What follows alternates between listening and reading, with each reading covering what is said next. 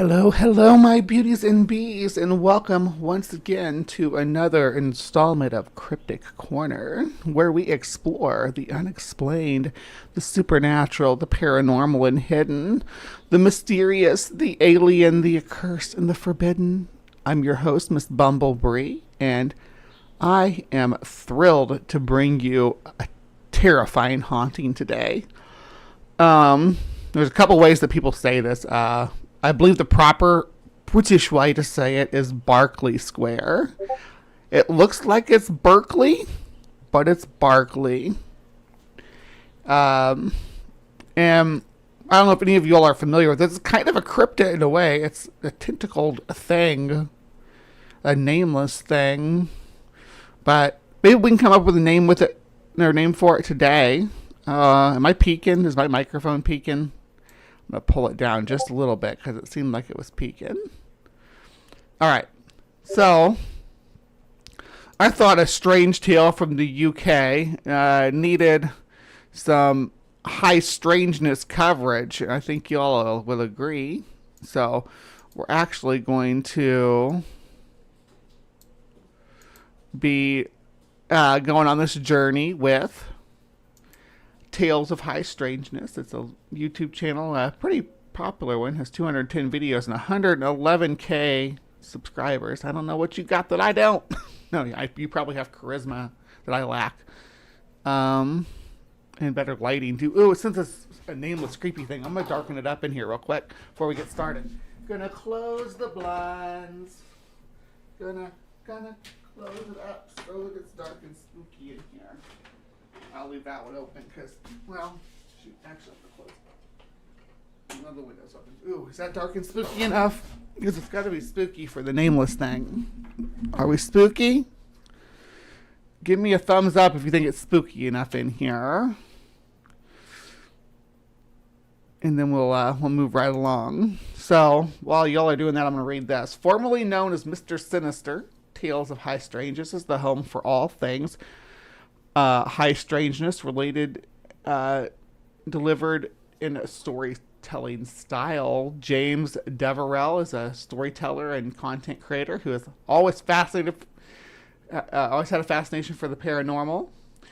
From ghosts to cryptid encounters, from UFO sightings to near-death experiences, all will be covered on this channel. I'm here for it. That's the kind of stuff I like to debunk, so we might lock horns there, James Deverell. I don't know if you believe this stuff or not, or you just like telling the stories, though, so I'm not going to assume anything. But you can see we like, you got forest whisperers and sea monsters, and we got Mothman. I love Mothman. We got some Flying Dutchman up in here, Wendigo, double Wendigo, and some skinwalkers.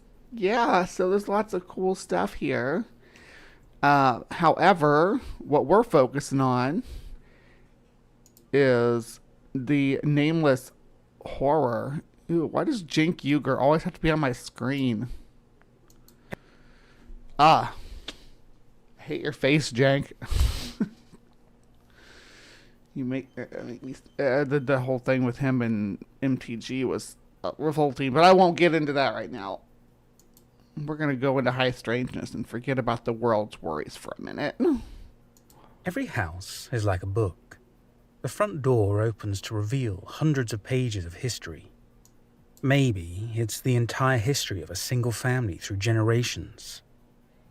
Or maybe it's dozens of different families connected only by those walls that give them a home for a handful of years. Sometimes it's the history of a business, the audio is, a fabric, a school, or any other kind of place that made a mark in people's lives throughout history. However, there are very special cases when the front door of a house, very much like a book that shouldn't be seen by a mortal's eyes, should be kept closed, locked, restricted forever, if not destroyed. Things we ought not know, things we ought not see, things from beyond the veil, not meant for you and me. And burned until it is nothing but ashes. Such is the story of number 50 of Berkeley Square. This building in London has a story that is long, troubling, and oftentimes confusing. And the British guy says Berkeley, I'm going to say Berkeley. Even though it's spelled like Berkeley, which is the college in California. There are many versions of the story, many ways to deny its truth, and many reasons to fear that house. Regardless of minor changes here and there, everyone that talks about Berkeley Square can agree on one thing. The house is haunted. It might be the entire building, or just a room, the second floor, or the attic. Maybe it's haunted by a ghost, a monster, a creature from another dimension. A nameless thing. A nameless thing haunts this building. We'll get into it, though. There's lots of lore to this. Or something our minds aren't ready to understand. Who's to say what's the truth and what's impossible? After all, if ghosts are real, in a city as old as London where people have died in every possible corner throughout the centuries, Berkeley Square is as good a place to be haunted as any other. And if there are really creatures out there lurking in the shadows of our world and defying the laws of nature that we thought we knew, aren't the sewers of London, the shady streets, and the old houses like number 50 just the perfect place to find Why would a sewer be perfect? If I was like an interdimensional traveling creature, the last place I'd want to go into is teleport into or go through a doorway into someone's fecal refuse. Sounds terrible. Sounds absolutely awful. The worst place.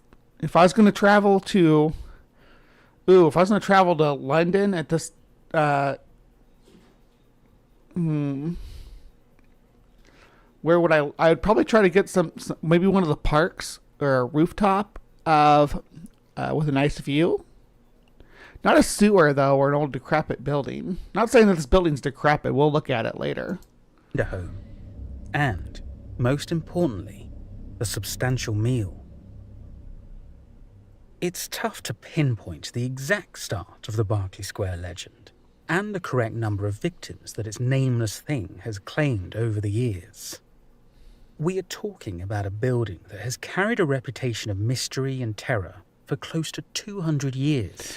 Yeah, but like even if you couldn't smell, it's just the aspect. Oh yeah, I'm gonna appear in this in your sewer. I mean, to each their own. There may be some creatures that are like into that. I'm not. I'm just not like into feces much. Still, the first remarkable case dates all the way back to the early 1840s, and to a man named Sir Robert Warboys. Now, Sir Robert Warboys was a skeptic.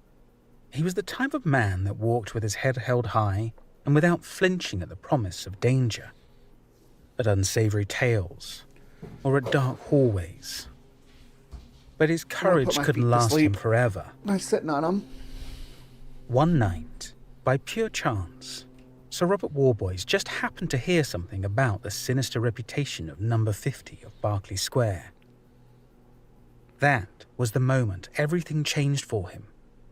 Like an unstoppable chain reaction, Robert's curiosity sparked his pride, and then his arrogance. So, I used to do this too. I didn't do it because I'm like, oh, I'm arrogant and I think it's all BS. I did it because I wanted to encounter the thing. I wanted to meet the creature from beyond the veil, or the spirit of the deceased. I would go, like if I heard about a place like this, I would go. I was a pretty enthusiastic paranormal investigator. Actually, my enthusiasm became a bit of a problem because a lot of people on the team would be like, no, we shouldn't go in here right now. There's like bad energy and stuff like that. And I'd be like, bad energy, perfect. Point me to that direction. And I'd want to go charging in and engage. I'm not a believer in the supernatural. I wanted to be knee deep in it, but it just didn't. It wasn't in the cards. But when I'd hear legends about a haunted house, I was full tilt into it. I've sat in many haunted houses with Ouija boards and recording devices and candlelight and uh, listened for knocks and creaks and felt for cold spots. I've done it all. I was a ghost hunter, and I never found any ghost. The result was that this man boldly took the dare to spend one night on the second floor of that infamous house in Berkeley Square. Hey, As soon Zebra. as Sir Robert Warboys arrived at the house, I'm calling you Zebra because we're using British pronunciations today. Hi, Zebra. And this is Berkeley. This place is Berkeley Square, not Berkeley. Berkeley. he was able to confirm that the legend wasn't just light-hearted comments from strangers in a bar. The actual owner of the house prevented him from staying in that room, and he said he avoided it himself as much as he could. In fact, that man didn't agree to let Warboy stay on the property until they agreed that the visitor should have a pistol with him, and promised to pull on a string that would ring a bell downstairs that would alert the landlord of any problem. When the agreement was made, Robert stayed upstairs, confident as ever, while the landlord reluctantly went back to his... Zebra Square is okay. Zebra Square. My group used to think that not just anyone could see ghosts. You have to be receptive to them. Yeah. There was that was a thing too, that only certain, and some people could see them and some people could hear them and some people could feel them different, depending on their individual perceptions. It was it's like nailing jello to the wall to try to figure out the source of it. So I just wanted to encounter something. Anything. his room.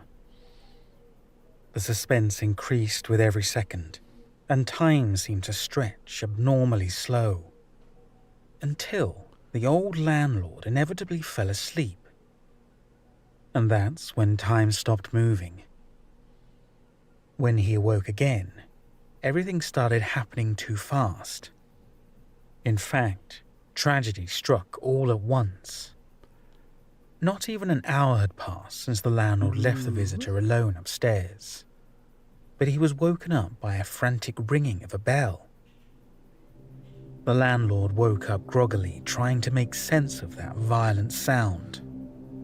That's when he heard the gunshot. This shook him awake and sent him running out of his room and up... Like, if you're the landlord of this place, that's such a weird thing to, like, you can only stay in my room if you're heavily armed. Like with a pistol. Well, not heavily armed, I guess. If you're armed, I would be like, no, you can only stay at my house if you're unarmed, because you're not going to commit suicide in my allegedly haunted room. It's just not going to be a thing I'm going to allow to happen. The stairs to check on the man staying in the haunted quarters, but it was too late. The landlord found Sir Robert Warboy's lifeless body, contorted against one corner of the room, pressed so tightly to the wall as if he could have broken through and escaped his deadly fate. Warboy's rapidly cooling hands were clutching the pistol with inhuman strength, and it wouldn't be easy to pry the weapon from his dead fingers. But the most horrible part was his face. His face was deformed by an expression of utter and extreme fear, something unlike anything the witness had ever seen or heard before. I mean, I suppose the thing is that he's scared to death, but I have a hard time, and maybe it's just, I'm just jaded. I have a hard time believing this isn't, someone having a heart attack or stroke or something, because he was obviously at the pub earlier in the evening getting all worked up, so I don't know if he scared himself to death and saw the curtains move. Who knows? But scaring yourself to death is generally you cause yourself to have like a heart attack or maybe a panic attack or something that triggers like a stroke. It's a hell of a way to go, especially if you're if you're holding a firearm and apparently shooting it indiscriminately around a darkened boarding house. His eyes were so wide, they looked like they would pop out of their sockets. His jaw clenched tightly shut, his lips pulled back into a horrible grimace, and the tendons of his neck froze in a painfully tense state. The problem was, the landlord didn't even know what even killed Sir Robert Warboys. There was no blood, nobody else in the room, and nothing but his contorted... Well, the landlord's not a medical examiner either. What did the medical examiner think it was that killed him? face of terror to explain that he probably died of fear. Fear of what exactly is the question. Well, I don't know if rocks are ghosts, but rocks apparently are the atheists. Remember that? Who wants to crack that back open? The landlord remembered the gunshot he heard and approached the wall on the other side of the room, where he found the mark left by the bullet from Warboy's pistol. There was absolutely no sign of what he possibly shot at, except for a very confusing substance that the landlord found. It slimed him. There's ectoplasm everywhere. Stepped on it when he got close to the gunshot on the wall, and he could have sworn there was some of it around the place where the bullet went through. Something viscous, a dark liquid that didn't look natural or familiar at all. Maya's teaching people about animism in the side chat. Animism. Spirit flows through all things. Works well with Gaianism. There was a trail of it near the bathroom as well, but the landlord couldn't take any more suspense. He didn't want to risk his life like the foolish man that lay lifeless on the floor. He rushed out of there to contact the police and put an end to this chapter of the story. That should be the beginning of the story. I mean, we should know what the police thought was going on. Is this, like, proven?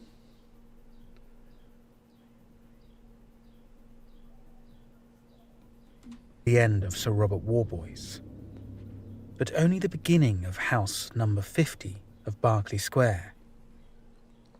Gossip and rumours spread like wildfire, and the house's reputation was dragged through the mud.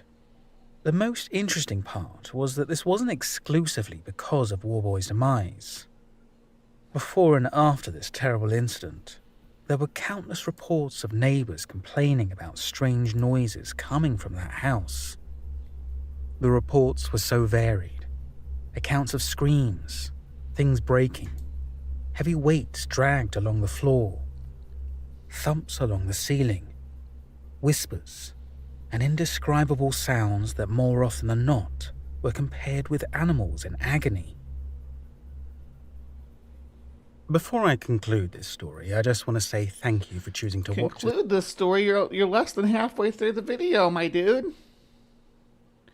Oh, and the coffee thing's open now. Yay. You want to send me something yummy? Yeah, you can send it by Treat Stream. Thank you for telling me about this. I'm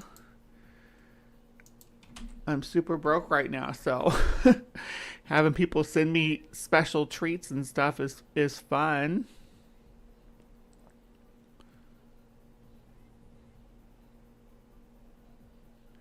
Yeah. Anyway, he's gonna do a quick this video, and I hope you subscribe to my channel. So those of you that are this story ad-free prior to my YouTube upload, and with exclusive to this channel, the next couple of researching hobby and go back to full-time storyteller and free, please head over. Yeah. The next unfortunate story that stands out in the long history of Berkeley Square is about two unlucky sailors that had no idea what kind of trap they were setting foot in. The date of the incident varies between 1843 and 1887, but they are often addressed as Robert Martin. That's a big old time period. That's like between between the 80s and now, right? It took place sometime between 1984 and 2025. I mean, come on now. And Edward Blunden.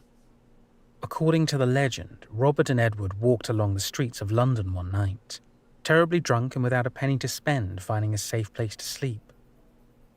This, unfortunately, led them to the door of Berkeley Square, which, at that moment, was empty.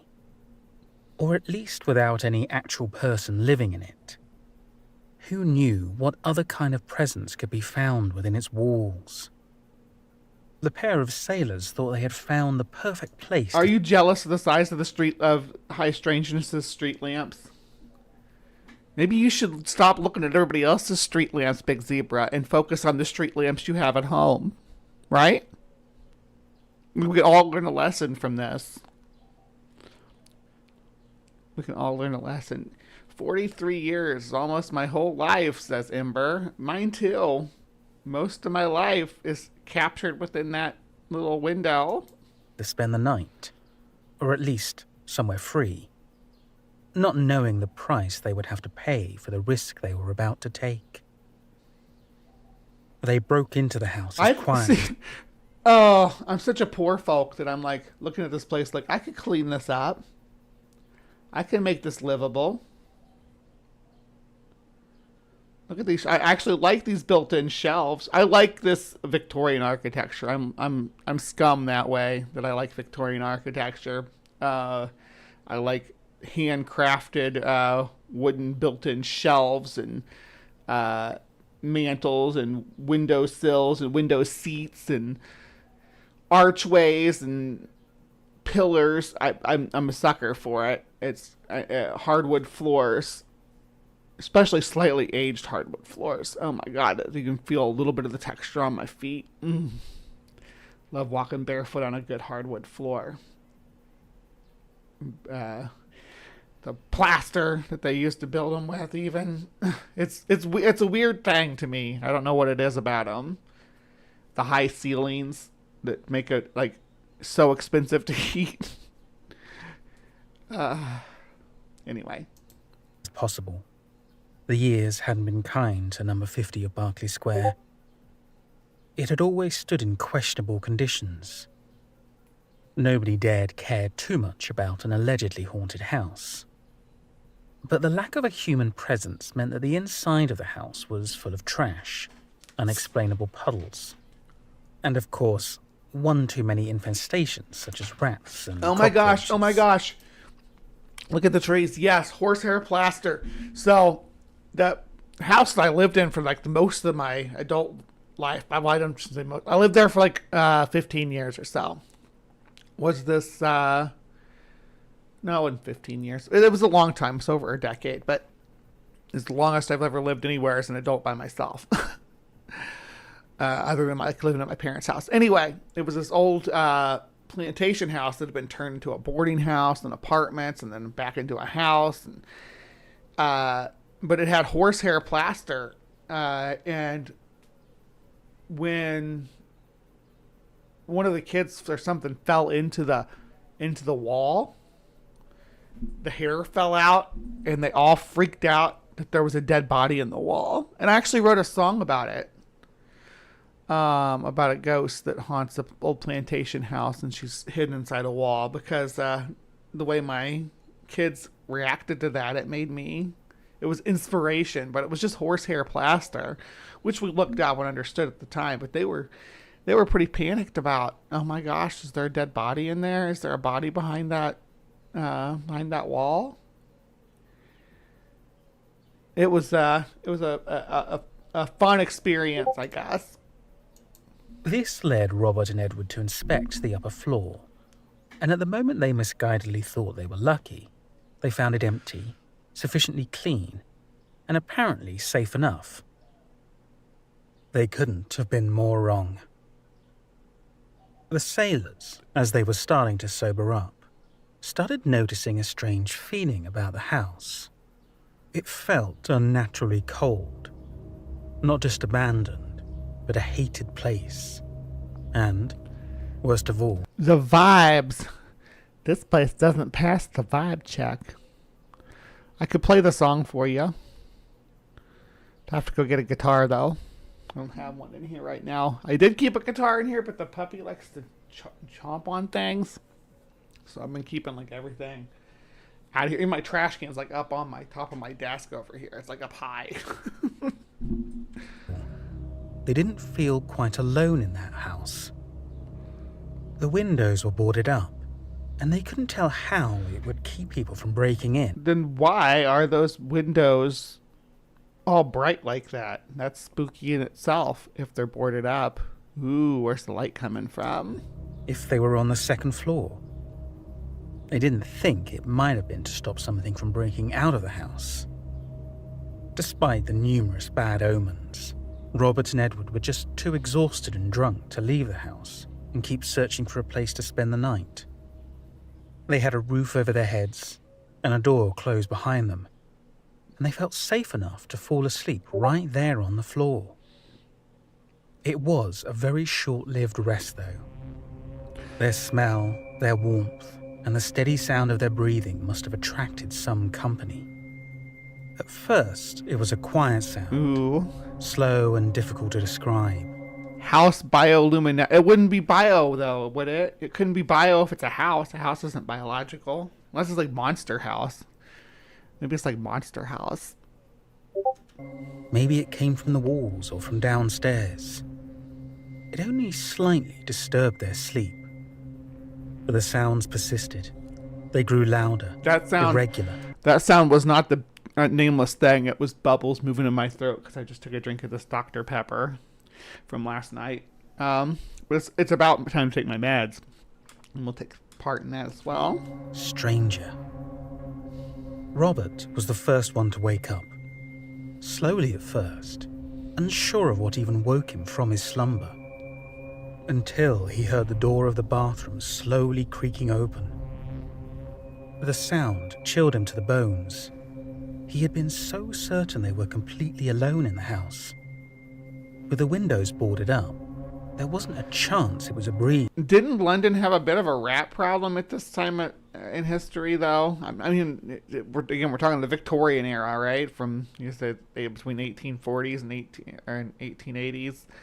So, I think that there was a bit of a rat problem in London at this time. That pushed open the door. Quickly, Robert gave a shove to his friend to wake him up. Edward woke up startled, instinctively angry, until he regained his senses.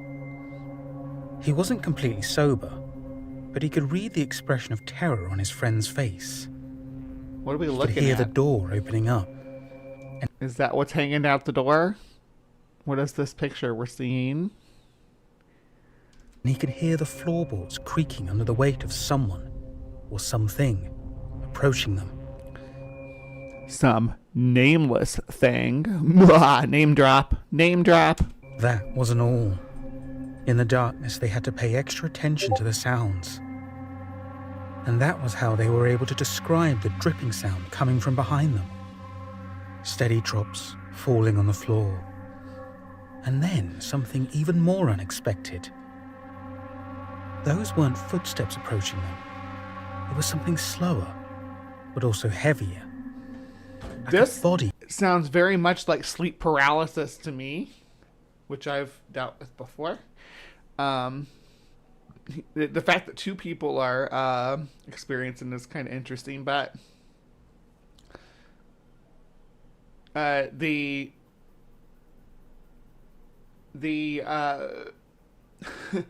depiction of this thing in these, I'm guessing AI artwork, I'm not sure, is quite bizarre. Like, I guess you can kind of run with whatever. We're going to see what they say it looks like. crawling on the floor. Ooh, and Ember, I would love to hear about the spooky houses that you've lived in. Yes, the house that I was talking about was it was in my town I grew up in. So my whole life it was allegedly haunted. I couldn't wait to move in there. That house is sort of what pushed me over the edge on things to say, hey, you know what? I don't believe in any of this supernatural stuff anymore. Living there and not experiencing anything. If I fall asleep on my back, I experience sleep paralysis. Hey, Ryan. Glad you're here. But not just a regular body. They could only picture someone completely drenched in water, just soaked from head to toe, dragging their soggy clothes along the puddle they made on the floor. Well, at least at that moment they chose to believe it was a person. The sailors had no idea what to do or how to react. They waited for just another second to see what would happen. Has anybody considered offering the nameless thing a towel? Maybe it's just looking for a towel. Just when Edward opened his mouth to whisper an idea to his friend, whatever he was about to say was interrupted by a piercing loud scream ripping from his throat. Robert couldn't help but scream too and pull away from his friend. He couldn't see anything, and he didn't know why Edward was screaming. But then he saw the way that, without Edward willingly moving a muscle, he was yanked backward a full foot towards the door. He continued to scream, and he tried to fight it.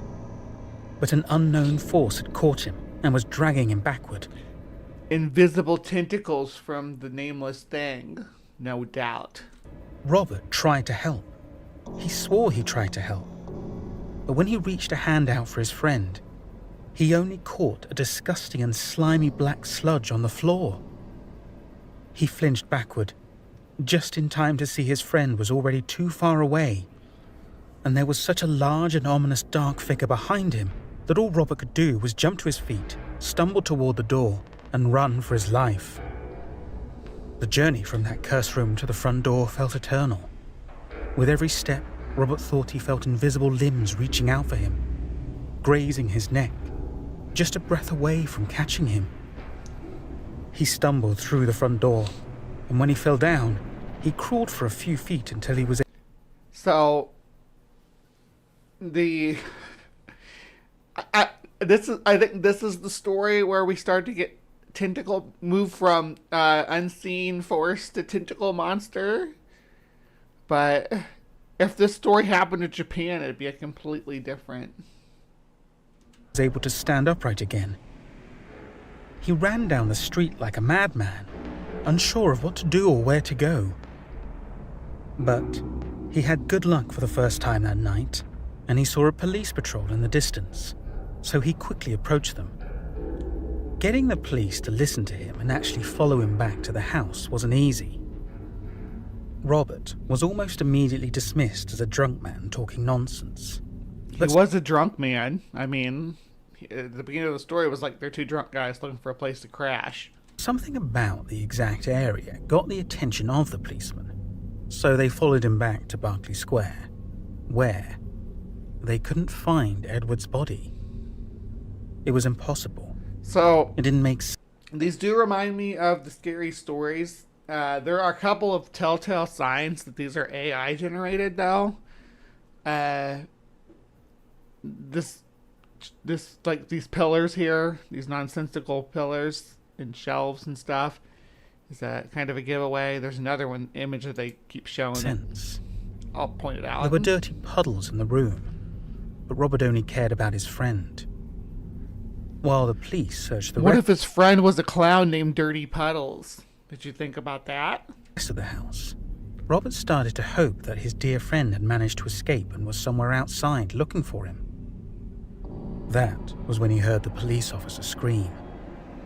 It was such a strange and unexpected noise, not just for a man of his size and profession, but because the sound was so utterly distraught that Robert and the other officer shivered upon hearing it. They rushed downstairs in search of the first officer. They found him climbing the steps from the basement, looking like he had just seen a ghost. It turned out This one has, this one's definitely more realistic looking. I like the radiator. It's a nice touch. This pillar's oddly placed. I don't know. it was even worse than that. Edward Blunden's If I had body this room, though, I'd put like a little office space back here, and then this rest of this would be my bedroom. That's how I'd do it. lay at the bottom of the stairs. He didn't look as if he had tripped and fallen accidentally down the stairs. What reason could he have possibly had to go down to the basement? He looked as if he had been discarded as an unfinished meal in the trash.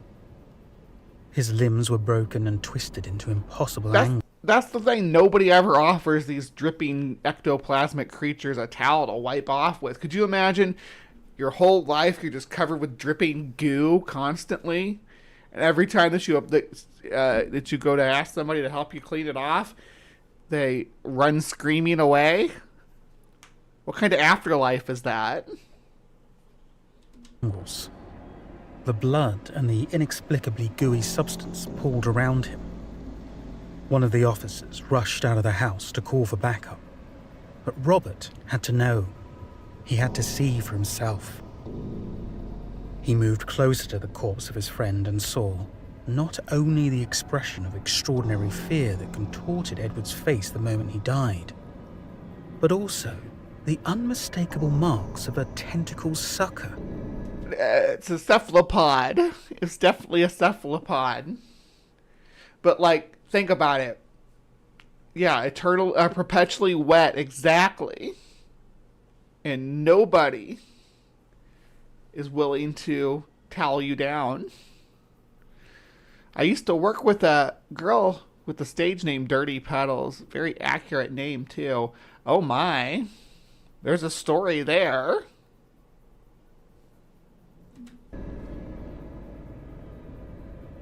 Now this Another is like a infamous death in the number. That's a legit illustration right there. 50 of Berkeley Square. The rumors about the house's condition did nothing but increase. The mystery surrounding the house was a tangled web where the truth evaded everyone.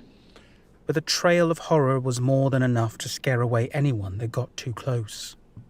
Well, could you imagine if you lived in number, it'd be, this is 50 Berkeley Square, so 52 or 48 Berkeley Square? You'd have to deal with that shit next door. Having a slime monster living next door. Top of the never-ending complaints from the neighbors, it became obvious that anyone that dared to try to inhabit that house never stayed for too long, never really used the second floor, and never offered a reasonable explanation for the claw marks along the floors, the bullet hole in the wall, the dark liquid that oozed from the cracks in the walls, the gurgling sounds from the pipes, and their hasty exits from that building. Perhaps the mystery of the nameless thing of Berkeley Square. Gurgling sounds from the pipes. Sounds like you need to call a plumber. Would never be solved, but the numerous victims, the destruction of the house, and the inherent horror it inspired for years and years will never be erased from history. This story was written by Danny Rangel Nieto and narrated by me, James Deverill. Thank you for watching. So the rest of this is advertisement. That was Tales of High Strangeness, telling us the lore and legend of Berkeley Square there. But I found another video of someone who actually visited the place, so we're gonna check this out too. Berkeley. I keep saying Berkeley, but it's Berkeley. London by night. I'm in Berkeley Square. Yes, I know it's spelled Berkeley.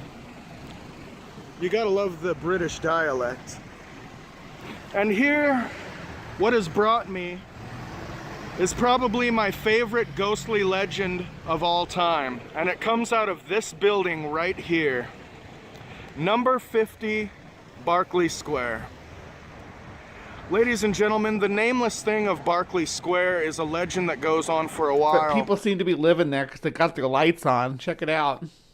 They got their lights on. There's little balconies with furniture on it. Looks pretty nice. Looks pretty well kept now. This place in particular, this innocent-looking townhouse, was actually once considered the most haunted house in England. It tells of stories of something indescribable, that any altercation with the living had a very violent reaction. Some of them went mad, such as a maid that was found after her desperate scream. She died several days later, still in a state of delirium. Another story is about a young man who wanted to tempt the spirits because he did not believe in them. He stayed upstairs with a revolver. That's War Boys he's talking about there. The people downstairs awaited his call if he needed them. And he did give the call. They rushed upstairs to find him also with I think it was a bell in the last story. It was a bell. See, that's the thing about urban legends, right? eyes bulging from their sockets, and his face in a twisted state of terror. He had fired one round into the wall, but there was nothing in the room with him. Another story is about two sailors who broke in looking for a place to stay. And they too encountered the nameless thing of Berkeley Square. One of them managed to escape, the other was found impaled on the railings below. Or did he have tentacle marks around his neck like the last guy says? Urban legends, that's what I'm talking about. This is a surreal moment for me. It goes back to a book that my father had me read to him as a deal that I could rent any movie I wanted. As long as I read to him from the book, the scariest places in the world, then I could rent movies. And this one has stuck with me for a very, very long time. That's a good point. Maybe someone just figured out he needed a towel and he was able to pass on, move over. What do they call it? It's that's the unfinished business, right? To need a towel. I'm gonna have to pay a daytime visit to get you some better shots, and perhaps knock on the door to see if I can get inside to see the haunted room, this cursed room that seems to be the epicenter for a lot of these strange legends. Look to see if he actually did get to go inside. I'm Jay Bradstreet. I'm in London, England, close to Mayfair in Westminster. And this is Shadow Travels bringing you the nameless thing of Berkeley Square. All right, so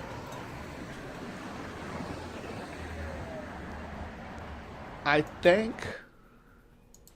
I'm gonna go look at his channel and see if he ever did get inside. I don't know.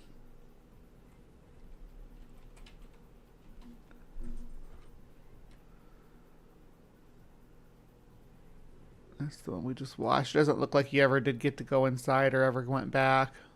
This was 3 years ago. Yeah. But interesting nonetheless. This was actually ended up being a lot shorter than I thought it was going to be, which is good because we got a whole ton of Zarahemla stuff to do. But yeah, we'll call this one here. That was the nameless thing of Berkeley Square for today's Cryptic Corner. If you could pick the name for the nameless thing, what would you pick? What do you think was happening here? Is this just urban legends and ghost stories? And this place got a bad reputation that kind of festered, and the negativity attracted more negativity, and more people to come to this location to do, whatever, suicides or murders or whatever. I don't know. Let me know in the comments down below what you think about this and how you feel about some of the inconsistencies in the stories. And please remember to be kind, take care, and we'll see you next time.